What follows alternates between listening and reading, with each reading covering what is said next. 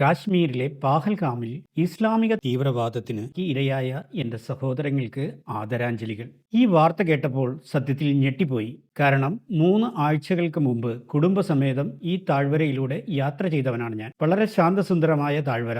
Locals ആണെങ്കിൽ വളരെ സന്തോഷവാന്മാരായി കഴിയുന്നു. അടുത്ത കാലത്തെങ്ങും കാശ്മീരിൽ കലാപങ്ങളോ ആഭ്യന്തര കലഹങ്ങളോ നടന്നിട്ടില്ല. അതുകൊണ്ട് തന്നെ ധാരാളം ടൂറിസ്റ്റുകൾ എത്തുന്നു. ഗ്രാമീണർ അവരുടെ കൃഷിയുമായി സസുഖം വാഴുന്നു. എങ്ങും ശാന്ത സുന്ദരം. അവിടേക്കാണ് ഈ ഭീകരാക്രമണം അഴിച്ചുവിട്ടിരിക്കുന്നത്. ശ്രീനഗറിൽ നിന്നും പാഹൽഗാമിലേക്കുള്ള യാത്ര അതിമനോഹരമാണ്. ചെറു ചെറു ഗ്രാമങ്ങളും ആപ്പിൾ തോട്ടങ്ങളും അഭൗമമായ സൗന്ദര്യത്തോടെ തല ഉയർത്തി നിൽക്കുന്ന അതിഗംഭീര പർവ്വതങ്ങളും പാഹൽഗാമിന്റെ ജീവനാഡിയായ ലിഡർ നദിക്കരികിലൂടെയും ഹരിതാപമായ കൃഷി ഇടങ്ങളിലൂടെയുമാണ് പാഹൽഗാമിലേക്ക് പോകുന്നത്. പാഹൽഗാമിലെ താഴ്വരകൾ അതിമനോഹരങ്ങളാണ്. ധാരാളം ടൂറിസ്റ്റുകൾ എത്തുന്ന ഈ സമയത്ത് ഇങ്ങനെ ഒരു ഭീകരാക്രമണം നടത്തി ഇനി ടൂറിസ്റ്റുകളും മറ്റു സാധാരണക്കാരും അങ്ങോട്ട് ചെല്ലേണ്ട, ഇതൊരു പ്രശ്നഭൂമിയാണ് എന്ന് ലോകത്തിന് മുമ്പിൽ അറിയിക്കാൻ കരുതിക്കൂട്ടി നടത്തിയൊരു ആക്രമണമാണിത്.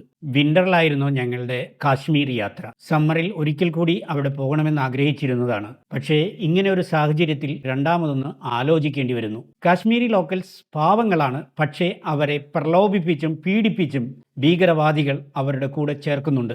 മതവും പേരും ചോദിച്ച് സ്വന്തം ഭാര്യയ്ക്കും കുട്ടികൾക്കും മുമ്പിൽ വെച്ച് നിരായുധരായ സാധാരണ സഞ്ചാരികളെ വെടിവെച്ച് വീഴ്ത്തുന്നത് എന്ത് ന്യായമാണ് ഇതിനിവർക്ക് പറയാനുള്ളത്? സ്വർഗത്തിൽ കിട്ടാൻ പോകുന്ന ഹൂറിക്കും മദ്യത്തിനും വേണ്ടി ഇത്തരം ദാരുണ കൃത്യങ്ങൾ ചെയ്യുന്നവർ ഒന്ന് മനസ്സിലാക്കണം, റാമും റഹീമും മനുഷ്യരാണ്.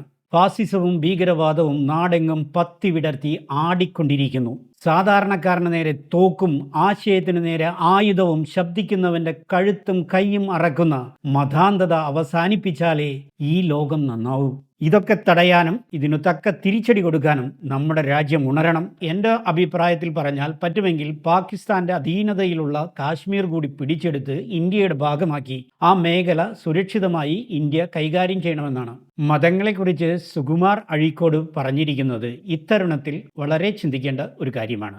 എല്ലാ മതങ്ങളും തങ്ങളുടെ പാഠം തുടങ്ങുന്നത് ഒരക്ഷരം എഴുതിക്കൊണ്ടാണ്.